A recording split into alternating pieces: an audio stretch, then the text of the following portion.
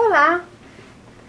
Hoje nós estamos fazendo o lançamento oficial do livro Rastreando a Verdade.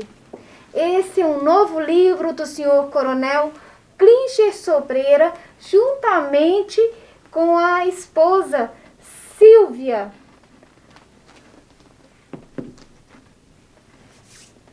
Esse livro, ele foi lançado, é um livro que foi criado em comemoração aos 6 anos do casal. 6 anos de casamento, né, senhor Coronel Klinger? E ele vai falar um pouco para nós sobre esse livro. Mas antes, o senhor Coronel Klinger e a professora Silvia também são acadêmicos da Academia de Letras João Guimarães Rosa, da Polícia Militar. Então, o Coronel Klinger, fala pra gente um pouquinho sobre a Academia de Letras.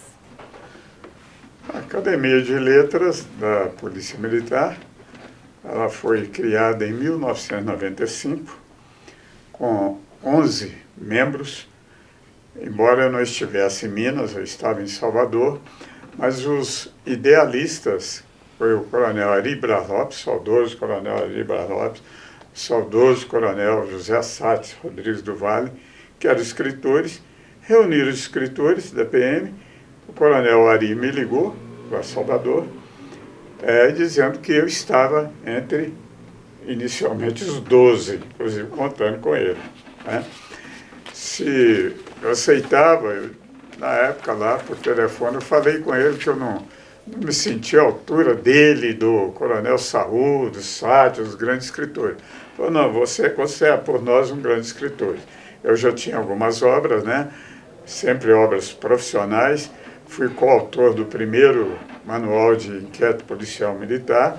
Tinha um manual do Batalhão de Choque, manual de procedimentos da Rotan, e nós tínhamos também a obra Mensagens Profissionais de Segurança Pública.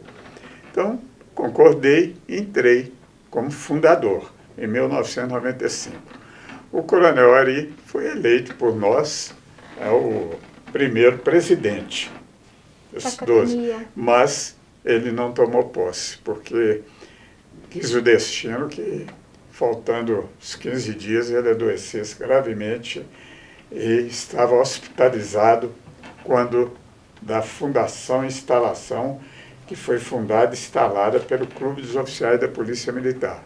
O presidente era o Coronel Edgar Soares. Ele foi o grande incentivador e o Clube dos Oficiais é um mantenedor da Academia de Letras João Guimarães Rosa.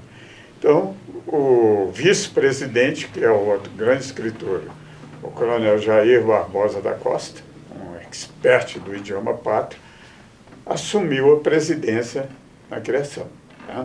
Isso em outubro de 95. E, passado alguns dias, o Coronel Ari Braz Lopes, felizmente, passou para a parte espiritual, faleceu, né? Tomou o voo para uma parte espiritual. Então, o primeiro presidente, de fato, foi o Jair Barbosa da Costa, que ficou 6 anos. Depois, tivemos outros presidentes. Tivemos o Coronel Carlos Alberto Cavalhais, que também foi um dos fundadores, escritor, que hoje está, inclusive, afastado por problema de doença. Depois tivemos o Coronel Adilson Soares Cerqueira e o Tenente Coronel João Bosco de Castro. E quando eu retornei da empresa onde eu trabalhava, retornei em 1975, ao fazer 75 anos, que eu tinha compromisso com eles, quando fizesse 75, eu ia parar de trabalhar para poder escrever. Então, eu vim para Belo Horizonte, eu já tinha mais 2 livros lançados aqui, editado em Salvador, pela Trilha da Liderança, em 2005, e um certo delegado de capturas, em 2010. Muito famoso, inclusive, esse, né, Um Certo Delegado de Captura, é um excelente livro e que vale a pena conhecer. Ele esgotou, né? Editamos 4.000 exemplares e... Tanto que até ontem eu tive um pedido, eu sempre tenho pedido, de um cidadão do Rio de Janeiro que queria presentear o pai. Falei, infelizmente eu só tenho o meu exemplar de revisão. Não há, as livrarias de Salvador, Vitória e Belo Horizonte esgotaram. Não tem como fazer uma reedição do livro? Tem, mas um livro de 800 páginas, após esse livro vieram outros depoimentos do Coronel Pedro, foi uma legenda, né, como delegado de captura. Eu tenho que revisar, dar trabalho, e é um livro pesado, né? É um livro que aí eu tenho que ter patrocínio. Esse livro eu tive patrocínio do Grupo Águia Branca, né, para editá-lo, fica caro o livro, né? Ele é vendido em livraria, depois é preço bem barato, mas o pensamento é reeditar, porque há muito pedido desse livro. Toda hora chega um e-mail querendo o livro, mas não tem mais. Como pela trilha da liderança, foi adotado, inclusive, por universidades, curso de pós-graduação. Me pediram recentemente 30 livros, não tenho mais. Tá? Então, dentro dessa ideia, quando eu cheguei para escrever.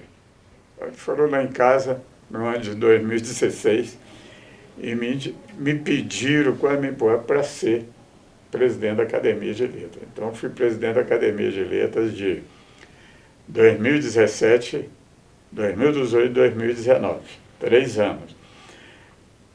Assumindo, eu reuni os acadêmicos, que era inicialmente 33, e esticamos para 60, e demos 10% das vagas para esposa e filhos de militares que fossem escritores.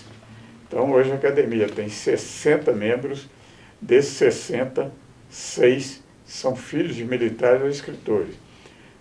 O Luiz Góes, que é um grande historiador de Belo Horizonte, que é filho de um sargento da Polícia Militar. Entrou.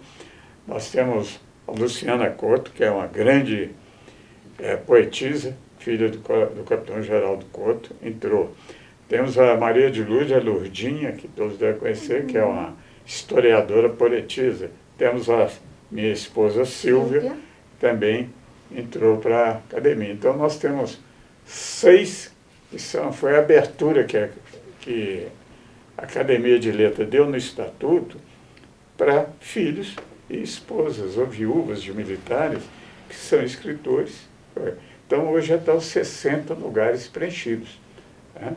E, terminando a minha gestão, aí pegamos um outro escritor, Coronel Alcino Lagares, porque as pessoas, se puderem, querem mandar reeleger quem está. Eu falei, não gosto de reeleição.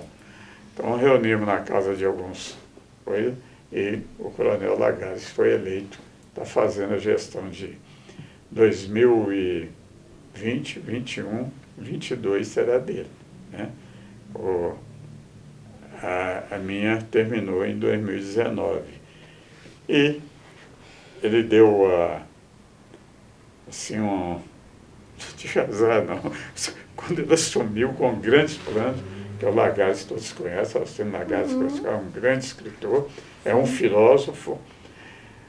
Quando ele entrou, veio a pandemia, proibido reuniões e coisas. Então, ele ficou assim meio tolhido, mas vem conduzindo, faz algumas reuniões virtuais. Né? E a academia está a pleno vapor. Hoje a Gazela é muitos escritores. Nós temos o Coronel Divino Brito, foi chefe da maior, está com um livro também para publicar. Diz que a Lourdinha, o MG, o cara já está com outro. Né? O Hiroshi publicou 2 livros agora, o Coronel Hiroshi. E a academia tem importância, que ela foi patrocinada pela Cruz dos Oficiais, mas era do soldado ao coronel. Né? Então nós temos grandes escritores, como o Sargento Cassimiro, um grande escritor. Né? E nós temos parceiros acadêmicos, por exemplo, o Sem Brasil é um parceiro acadêmico nosso. Nós temos muitos parceiros acadêmicos. Que não tem obra, porque para entrar tem que ter uma obra publicada. Mas colabora. Então são parceiros acadêmicos, nós temos muito. Então a academia tende a crescer, impulsionar. Ela tem, por exemplo, vocês veem o Sargento Éder, de Teófilo Otoni, mestre fazendo doutorado, as obras de direito dele, sobre direito administrativo disciplinar, foram apontadas pelo Superior Tribunal de Justiça Militar de Brasília como obras de consulta. Maravilha! A Academia de Letras, ela é um patrimônio, não podemos deixar Temos de o lembrar, Cabo Passos de Lavras, um grande escritor, é membro efetivo da Academia. Então, ela é do soldado ao coronel. As pessoas pensam, não é só oficial, não. E lá dentro, um soldado pode, se for um grande escritor, pode ser um presidente lá. Só tem que ser escritor, né? Hein? Basta ser tem escritor. Que ter esse livro publicado, escritor com livro publicado, certo? Então, se não tiver livro publicado, foi escritor, cronista de jornal, coisa, ele pode ser parceiro acadêmico, mas a condição em toda academia é que tem livro publicado. Então, nós temos lá, eu estou mostrando para você, temos sargentos, tem um cabo, tem capitão, tem coronel também. Né? Então, a academia, assim, foi criada com um sentido altamente democrático. E a nossa intenção é que ela se expanda. Alguns escritores do interior podem participar, exemplo do Cabo Passos, reformado, que é um jornalista, né, muito conhecido, escritor, pertence a outras academias lá de lá, né? E o sargento Éden Teoflotônio. Então, hoje, essa mensagem tem que ser falada, porque nós incentivamos a pessoa a escrever. Incentivamos o soldado a escrever, o cabo a escrever, o sargento, o tenente. Eles vivenciam, porque a Academia de Letras, ela tem a função de velar pelo idioma pátrio, mas ela estimula a doutrina na Polícia Militar. Você pode... Na minha gestão, nós publicamos um livro, que eu sou coautor, né? É o Encontro Rosiana em Prosa e Versos. Então, os acadêmicos escreveram Vida dos Patronos, escreveram artigos, né? Eu fiz a introdução, e todos eles escreveram artigos. É Encontro Rosiano. Foi assim e foi difundido no Brasil inteiro. Um compêndio, né? Em prosa e verso. Porque tem lá só poeta, que não é de fazer prosa. Eu não sou de fazer poesia. Minha mulher é de fazer poesia, mas eu não sou. Eu gosto de poesia, leio a poesia, eu gosto, bonito, né? Acho que poeta é coisa. Mas o meu assunto é prosa. É crônica, é o livro, é história, e coisa. Então, entendi. Essa é a Academia de Letras, que é um patrimônio cultural da Polícia Militar. E do Corpo de Bombeiro Militar. Nós Sim. temos muito bombeiro lá. Temos o Tenente Coronel Elias Chaga, bombeiro, o Capitão Bruno, o Capitão Eduardo, bombeiros lá dentro. Ela é das organizações militares. Foi criada quando o bombeiro era da Polícia Militar. Então, o bombeiro está lá dentro também. Tem o bombeiro, participa ativamente, tem um efetivo, temos diversos bombeiros lá dentro. Escritor, bombeiro. Bem, então agora que o senhor já deu, né, falou um pouco sobre a academia e a nossos companheiros da Polícia Militar, do Bombeiro, que quiserem, forem inscritores, venham. Se ainda não participam da Academia de Letras João Guimarães Rosa, procure a academia, seja parceiro, seja membro, seja um acadêmico e colabore aí com esse patrimônio cultural tão importante para nós militares, né? Agora, eu queria que o senhor falasse um pouco sobre o livro que está sendo lançado, Rastreando a Verdade. Rastreando a Verdade. Como que surgiu a ideia de escrever esse livro? Inicialmente não houve a ideia de escrever um livro. Há 6 anos atrás, retornando da empresa, eu tenho uma vivência muito grande, porque eu sou filho de soldado, meu pai já falecido, né? Fui criado em destacamento, Rio Novo, Bar. Vim para Belo Horizonte, meu pai veio para fazer o curso de sargento.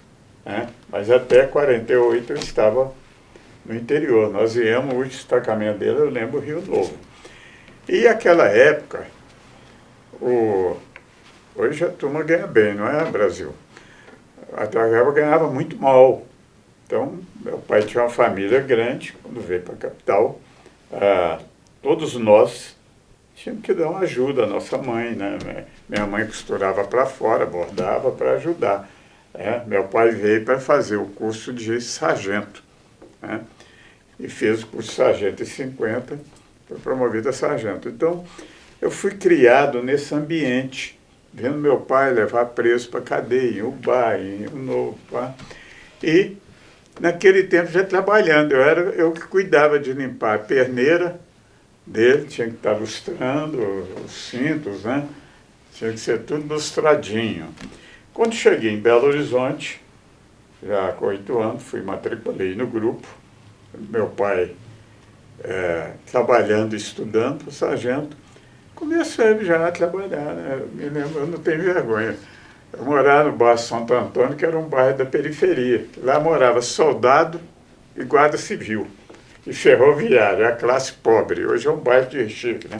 Mas o bairro era um bairro da periferia, fazia divisão com a colônia Afonso Pena, e começaram a surgir algumas casas boas. Então minha mãe falou, ó, vai catar esterco, que tinha muito cavalo. Naquele tempo não tinha adubo químico, né? Uhum. Então eu catava esterco de cavalo, moía e ia vender para ajudar em casa. Eu estudava 8 anos, então eu estou contando isso que desde pequeno comecei a conviver, né? E naquele tempo também, quando completei 14 anos, tinha carteira assinada. O menor podia trabalhar, ganhava meio salário mínimo. Então, trabalhei em posto de gasolina, trabalhei em armazém. Então, essa vivência e estudando. Aos 17 anos, entrei para o CFO. Saí aspirante com 21 anos. Fiquei o estágio no BG e fui para o interior. Região da minha mãe, região que meu pai... de Valadares, eu gostava muito da região. E o então Major Norberto me convidou, me levou. E lá nós passamos, naquela época, os oficiais da Polícia Militar que dominavam as delegacias do interior. E o delegado tinha autoridade danada, porque ele tinha ascendência funcional no destacamento. Então, comecei, fui trabalhar, fiz umas capturas com então, o capitão Pedro, famoso, coronel Pedro, né? Fui delegado em Tambacori, Conselheiro Pena, Mutum, Mantena, Ipatinga, né? Fiz uma carreira, fui delegado de furto e roubo de Valadares, de muita vivência. Muito diversificada. A vivência é muito grande. A minha última delegacia foi Ipatinga, 73. Aí vim para Belo Horizonte, fui para o PM3 e voltei para montar o batalhão, o 14º Batalhão. Então, criamos esse batalhão do interior, né? O primeiro comandante foi o Coronel Xavier, mas ele ficou só até abril de 75 que eu fui. E criamos um batalhão que hoje está lá. Não entrou um tostão do Estado. Foi graças à nossa capacidade que eu tinha sido delegado de Ipatinga durante 2 anos. Era muito conhecido. Além do batalhão, também criamos o quartel de Timóteo, Acesita, de Itabira, diversos quartéis. Montamos e inauguramos o batalhão em 78 e vim, após a inauguração, como major que eu comandei esse batalhão. Eu vim em agosto de 78 para a capital e fui CPM3. Aí, fim do ano, fiz o concurso para o superior de polícia e fiz em São Paulo. Quando eu voltei, tivemos as grandes greves, nós criamos um batalhão de choque provisório. Depois foi autorizado pelo Exército, aí criei o batalhão, fui o primeiro comandante do batalhão de choque, depois eu criei a Rotando, batalhão de choque, depois fui comandando o policiamento metropolitano, fui comandando a academia oficial de São Paulo. Então, a minha vida policial foi, assim, uma vida de intensa, plenitude de tudo, enfrentando tudo. Quando eu saí, em 87, eu já saí, fui ser diretor de uma empresa também difícil, de nível nacional, que é a Águia Branca, carga e passageiro. Então, nós vivíamos 24 horas ligados. Problema de assalto na estrada, roubo de caminhão em São Paulo, Bahia, pá, andando para todo lado. Tive sede na Bahia e Vitória, mas andava o Brasil inteiro. Aos 75 anos, eu falei com a turma que eu não ia mais continuar. Queria que eu tenha meus netos, bisnetos, irmã, vim para Belo Horizonte. Então, essa vivência, experiência de vida, e eu sempre gostei de escrever, sempre escrevi, né? Muitos documentos da Polícia Militar, documentos empresariais. Né? Essa vivência, vivendo com todos os problemas do relacionamento humano, como delegado, comandante de batalhão, diretor de transporte de carga e passageiro, eu vivi demais. Então, eu resolvi fazer umas crônicas e difundir para o Brasil, dos amigos meus, inclusive para as polícias militares, órgãos de transporte. E comecei, primeiro fiz 15 falácias da vida humana. Falácia o que é? Entendimento errado. Eu via muito entendimento errado. Eu lidei com muito sujeito que achava que, por exemplo, dinheiro trazia felicidade. Isso é uma falácia. Estupim curto. Muitos que eu encontrei, que eu sou estupim curto. É uma falácia, é uma bobagem. Estupim curto normalmente morre ou vai para a cadeia. Violência opõe-se à violência. Então, a falar. Quando eu terminei a falácia, terminou 15, os meus amigos de outro sabiam, não, prossiga. Eu falei, então eu vou fazer agora rastreando a verdade. Então procurei, porque verdade você tem que estar rastreando. Uhum. Jesus já ensinava isso. Sede perfeito como perfeito é nosso Pai Celestial. Como que você vai ser perfeito como Deus? Então você tem que estar caminhando para a perfeição. Então comecei a escrever. Quando eu comecei a escrever, que aí me uni a Sílvia, como Sílvia é uma poetisa de reconhecimento internacional, sim, a cada falácia minha ela fazia um soneto interpretativo. A cada rastreando a verdade, cada crônica, ela fazia um soneto. Se tivesse uma aguinha aí, eu sei. Cada coisa. Então, não era para ser livro, mas as pessoas começaram, põe isso no livro, faz um livro. Mas como eu estava fazendo o livro de Polícia e Segurança Pública, a Sílvia pegou e, com os amigos dela, com o Amador de Agra, juntou as minhas crônicas, Rastreando a Verdade, 105 com 15 falácias, 120, com sonetos dela, falou, eu vou publicar. Falei, você calma aí, com isso que eu estou fazendo um livro aí, que eu vou publicar. Ela foi, inclusive, revisora também. Aí, juntou 15 falácias e 15 rastreamentos da verdade, que é experiência de vida para qualquer cidadão. Vai encontrar aqui tudo. De polícia militar, cidadão comum, honestidade, opção única. Não há outra opção. Perseverar na lei do amor. Otimismo é luz, pessimismo é trevas. Então são temas bem diversificados, né? Não tem. Então, a pessoa, para ler esse livro, é um livro fácil de ler. Você abre aqui e olha, intuição, resposta cósmica eficaz. Aí eu faço a crônica, ela vem e faz o soneto. Uhum. Aí você vê em casos de polícia militar. Aquele caso de Santa Margarida, o cabo nosso, eu fiquei encabulado. Aí eu entrei. Como que ele estava com... Ele apareceu à noite, madrugada, com o fuzil metralhador embalado. Ele podia matar os bandidos.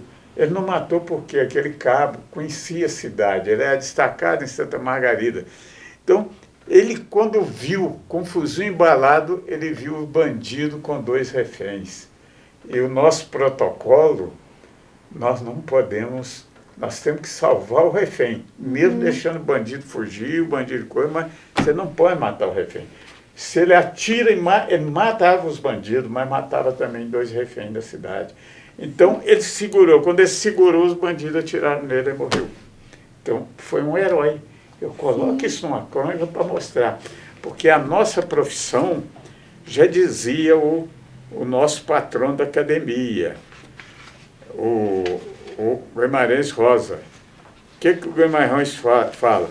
No seu discurso de 27 de maio de 1933, o capitão médico João Guimarães Rosa concluiu seu discurso da seguinte forma, inaugurando a Galeria dos Heróis Mortos no 9º Batalhão, onde ele era capitão médico. Porque os soldados da Força Pública Mineira vivem para Minas, morrem por Minas, e depois disso ainda são condenados para lembrar, conclamados para lembrar aos camaradas sobreviventes a viver por Minas e como se deve, quando necessário, por Minas morrer. Isso é uma oração do Guimarães Rosa. E o soldado, ele sabe que ele faz um juramento, eu fiz, todos fazem, você fez, o Brasil fez, o Brasil fez, nós, num perigo, se tiver que salvar um cidadão, nós perdemos nossa vida. Sim. E esse cara perdeu. Então, eu faço essas crônicas relativas à polícia militar e à vida em geral. Né? Então, eu mostro, por exemplo, que o importante é você ser, não ter. Você pode ter, mas pensando no bem comum. Então, é um livro de experiência de vida. Ele surgiu escrito depois de um conjunto e apelo dos meus leitores. Os leitores apelaram. Eles apelam muito para a Silvia, porque eu não tenho muito tempo. Fala com o coronel para fazer. Aí ela fez o livro, com minhas falácias, minhas crônicas e os sonetos. Os sonetos dela. São muito bonitos. Bem, vocês estão vendo que é um livro que vale a pena conhecer, né? Rastreando a verdade. E mais um pouquinho, antes da gente terminar, né? Nós já falamos que tem vários temas, né? É bem diversificado. Eu queria que o senhor falasse de alguma parte do livro que o senhor gostaria de ressaltar? Eu ressaltei. Eu tenho muita coisa a ressaltar. Muita? Cada tema aqui, cada tema é um tema da vida. Que quando você lê, por exemplo, resignação, uma virtude, ou revolta, ou é uma válvula de escape. Então, quando você lê, você é chamado, quando você abre, você é chamado a ler o livro, né?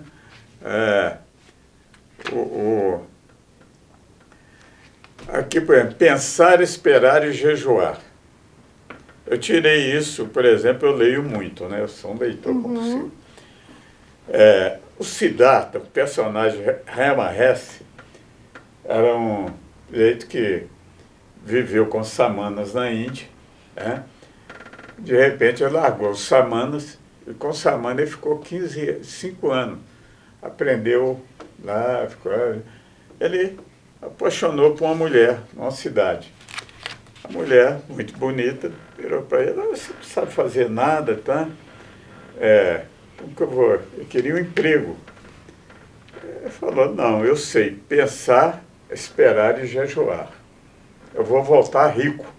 E ele, um pobretão, entrou como um entregador num armazém e de repente ele era sócio do dono. E se tornou um cara riquíssimo na cidade. Ele falou para a mulher: eu sei 3 coisas básicas para a vida: pensar, esperar e jejuar. Não é jejuar só comida, não. Jejuar prazer, jejuar coisa. Pensar. Porque o pensamento é uma potência da alma. Né? Agora você tem que ter pensamento, vontade e livre-arbítrio, potência da alma. E a gente explora isso aqui. Você tem que saber esperar. Você faz, o trem vem. E jejuar, abrir mão de muitas coisas comuns. Então, eu acho interessante esse pensar. Muitos me deram que ler o livro. Você vê que o crime não compensa. Mas eu fiz uma crônica. Trabalho, elemento vital da travessia humana. Né? Então, muitas coisas eu poderia, nesse livro, ressaltar. Ser polícia, desapego total. Você, para ser um bom polícia, tem que ter desapego. Se você tiver apego ao lugar, você está muito bem no lugar, você tem que sair. Eu, delegado de Mantena, o povo queria que eu ficasse lá. Eu fui, em 68, eleito o melhor delegado do interior do estado pela imprensa, recebi o troféu Kennedy, e fui escolhido patrono da Escola Normal de Mantena. Mas eu tive que sair, porque eu tinha que fazer um curso. Se eu não faço o curso, eu vou atrasar a minha promoção. Então, você tem que saber. Outro que eu ponho, Escola Integral, Caminho da Emancipação, que eu bato pela Escola Integral no Brasil, como o Chile tem, a Coreia subiu, a Finlândia, tudo com a Escola Integral. Eu tenho meus netos nos Estados Unidos, eles fizeram Escola Integral na High School, eu tenho no último ano. O dia inteiro, o governo dá comida, dá coisa, ele fica de manhã, 3 refeições na escola. Os Estados Unidos é assim, Finlândia, coisa. E o Brasil até hoje não é. Então, a escola integral, não adianta você pegar o favelado, filho do favelado, que passa fome em casa, para a escola volta a passar fome. Inclusive, eles estão sofrendo agora, porque não tem nem aquele... Então, eu acho que tá bom. Esse livro você abriu... Se você abrir para ler algum, vai servir para você. Ótimo. Tem que segurar, porque senão ele vai contar o livro inteiro. E aí vocês não vão precisar ler. Livro Rastreando a Verdade, tá? Do seu Coronel Klinger e da Dona Silvia. E ele também é autor de um outro livro que conta aí a história, Polícia de Segurança Pública de Minas Gerais. Foi lançado recentemente, tá? Ela vai contar a história de 1890 até 1970, sobre a história aí da Polícia Militar. Dentre diversas outras obras que o Coronel Klinger já falou pra gente e as que também não foram mencionadas. Bem, o senhor tem mais alguma obra? Pretende lançar mais alguma obra? Tem alguma informatação? Eu tenho 2 obras de formatação. Uma é porque eu sou um cara que eu creio em Deus, que é uma força cósmica primordial. Tudo meu eu agradeço a Deus. Mas gosto de todas as religiões, né? Minha mulher é católica, é uma boa sermão, eu vou, na Maranata me chama, eu vou. E doutrina espírita, né? E eu fiz muita palestra em centros inclusive de centro espírita e centro também de, eu esqueci o nome aqui, de terreiro, né? Fiz palestra. E sempre fiz sobre parábolas do Cristo. Então, eu li muito sobre o Evangelho de Cristo. Cristo foi um sábio, como Lao Tse foi um sábio, Krishna foi um sábio. As parábolas de Cristo, acho que em número de 42, são maravilhosas. Normalmente eu vejo que as pessoas leem a parábola, ou a passagem interpreta literalmente, lá você tem. Então eu comecei um livro que eu ainda pretendo concluir, sobre o sermão profético de Cristo. Eu acho que as pessoas não entendem. Mas o livro que eu estou trabalhando atualmente se chama Andarilho da Polícia. É minha memória policial. Porque eu escrevi muita coisa, deixei muita coisa e eles me pedem. Então, eu tenho um livro que já está bem desenvolvido, já está. Talvez eu tenha que ter 2 tomos, seja o dobro desse. Eu já deve estar com 900 páginas, que eu faça a minha memória policial. O que ocorreu, crimes que eu apurei, cidades que eu consertei. Por exemplo, Mantena. Eu virei cidadão honorário, patrono de escola normal, porque eu cheguei lá, eles comemoravam o jogo do Brasil dando tiro para cima. Era uma região que o povo não podia. O jovem não podia fazer um baile porque eles entravam a cavalo dando tiro. Então, eu cheguei e consegui fazer um trabalho e pôr uma antena com os jovens, criaram o Clube dos Jovens, me homenagearam quando eu saí, tá? Eu saí porque eu quis, porque senão eu ia ter que ficar eternamente Mantena, que é uma cidade espetacular. Então, tudo isso, Ipatinga, coisa também. eu fiz uma polícia assim, diferente, integrada com a comunidade. Eu punha a comunidade a trabalhar comigo, a escola. Vocês vão ver nesse meu livro que eu estou fazendo, da área de polícia, quando eu assumi a delegacia de Ipatinga, eu fiz um memorando para todas as diretoras de escola, para todos os sindicatos, para tudo, e eles responderam, pedindo o que eles queriam que eu fizesse na cidade. Eu fiz o que eles pediram. Tá? Tanto quando eu fui promovido a major, o comandante-geral Vicente Gomes da Mota me requisitou de volta, me tirou da delegacia, o povo protestou. Quer dizer, eu voltei depois para montar o batalhão. Né? Já era aí a polícia comunitária, então, né? Todo o processo. Eu coloco essa experiência toda no livro que você está por isso que eu chamo andarilho policial, porque eu andei mormente na Nordeste Mineiro, Leste Mineiro e Zona da Mata. Então, as cidades foi a minha zona de atuação. Zona mais civilizada, como Sul de Minas e Triângulo, eu nunca fui. Eu fui naquelas que tinha pistoleiro, que delegado de captura atuava. Então, achei importante que as pessoas pedem. Tanto que eu já tenho até patrocinador que já me procurou para patrocinar esse livro. Maravilha, então. Então eu tenho esse livro e tem um sobre o sermão profético, que isso é um livro assim, eu digo, não é religioso, é um livro de interpretação, porque eu acho que Cristo, quando você lê as parábolas, lê as passagens, ele foi o mestre dos mestres. Da mesma forma como você lê outros também, você lê o Krishna, leu do Lao Tse, né? Todos esses eles deram a mensagem para nós. Então, sim, como eu vi uma muito complicada, que é o sermão profético, não é bem entendido, então eu tenho um livro em andamento sobre isso. Ótimo. Então nós estamos aguardando aí as próximas obras, Andarilhos de Polícia, não é isso? Andarilhos? Andarilho da polícia, um andarilho policial, um andarilho da polícia. Isso, andarilhos da polícia. Mas, enquanto isso, eu vou escrevendo minhas crônicas, eu difundo. Sempre eu difundo para as academias no Brasil. Ótimo. Eu faço crônicas do cotidiano. Eu não sei ficar sem escrever. Isso é ótimo, né? Escrever é ótimo. Então, agora, onde que vocês podem conseguir esse livro? Vocês podem conseguir, esse livro está hospedado em PDF no portal da Polícia Militar, Memória e Patrimônio Histórico-Cultural, lá no ícone Pesquisadores e Escritores Militares, também no site da Academia de Letras João Guimarães Rosa, na biblioteca da Academia de Letras e da Academia de Polícia Militar, e também na AMONG, Academia Municipalista de Letras de Minas. AMOMIG, Academia Municipalista de Letras de Minas Gerais, grande parceira, né, dos escritores aí, ok?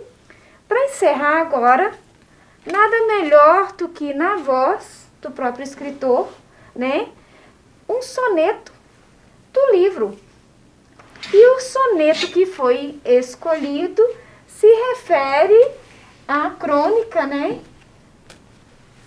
Esse soneto é a crônica Lição de Heroísmo, que está na página 153. A lição de heroísmo refere-se àquele caso que eu contei aqui, do cabo Marcos, que foi covardemente assassinado, né, em Santa Margarida. Então, eu fiz aqui mostrando esse aspecto, que ele ofereceu a vida para não... Ele podia ter matado os bandidos, mas se ele mata os bandidos, ele mata 2 reféns. E ele, como era da cidade, um homem destacado, o cabo, o soldado, conhece a cidade, ele viu 2 pessoas da cidade. É porque ele surpreendeu os bandidos. Então, ele refugou, aí os bandidos mataram. E ele foi promovido por ato de bravura pós-morte. E a Silva fez o Lição do Herói Sargento Marcos, porque ele era cabo, foi promovido pós-mortem por heroísmo. Eis o soneto da Sílvia. É o soneto número 6.478. Quando ela fez esse, ela já tinha feito... Ela é reconhecida, ela é da Academia Brasileira de Sonetista e reconhecida mundialmente como grande sonetista, porque soneto não é fácil fazer. Olha o soneto dela. Sonetos são 4 estrofes. A primeira estrofe de 4 versos, a segunda de 4 versos, a terceira de 3 versos e a quarta de 4 versos. Isso é o soneto. Ele tem que ter rima e tem que ter as sílabas que... Então, o soneto dela, primeira estrofe. Salve o herói, salvou reféns sofridos. O cabo Marcos Marques Silva os viu entre assaltantes, vivos, mas rendidos. Miliciano seu dever cumpriu. Um juramento fez nos tempos idos. Nossa bandeira um mastro já subiu. Brilha entre os astros, rastros são mantidos. Sobreviventes dão-lhe aplausos 1000. Terceira estrofe, de 3 versos. Se Tiradentes deu a própria vida, Guimarães rosa aos mortos, oração com lucidez, caserna ensina a lida. Última estrofe. Vidos comprovam tiros que levou, missão cumprida com fuzil na mão. Por heroísmo, cabo ao chão tombou. Por ato de bravura, cabo é sargento. Maravilha. Eu acho que Maravilha. isso mostra o que é a polícia militar. Porque esse não foi o primeiro que morreu assim. Sim. Nós temos muitos que morreram. Muitos. Temos em Belo Horizonte, no interior mineiro, temos diversas situações em que o nosso policial morre no cumprimento do dever. Morre porque tem que enfrentar aquele perigo. Morre porque, às vezes, ele não pode atirar porque pode matar um refém. Porque a importância do policial militar é salvar o refém. Tá? E isso, bem claro, nós temos feito isso. Tá? Entendi. Então, agora sim, depois desse lindo soneto, muito bem escolhido, nós agradecemos a presença do senhor. Estamos aqui fechando o lançamento oficial do livro Rastreando a Verdade. Infelizmente, dona Sílvia não pôde estar presente, né? Mas vai aí o nosso abraço para ela, o agradecimento à dona Sílvia, ao seu coronel Klinger, por nos brindar, né, com uma obra tão rica, aguardando as próximas obras, tá? Aos amantes de livros e principalmente de sonetos, crônicas e acrósticos, vale a pena conhecer. E uma excelente leitura. Muito obrigada.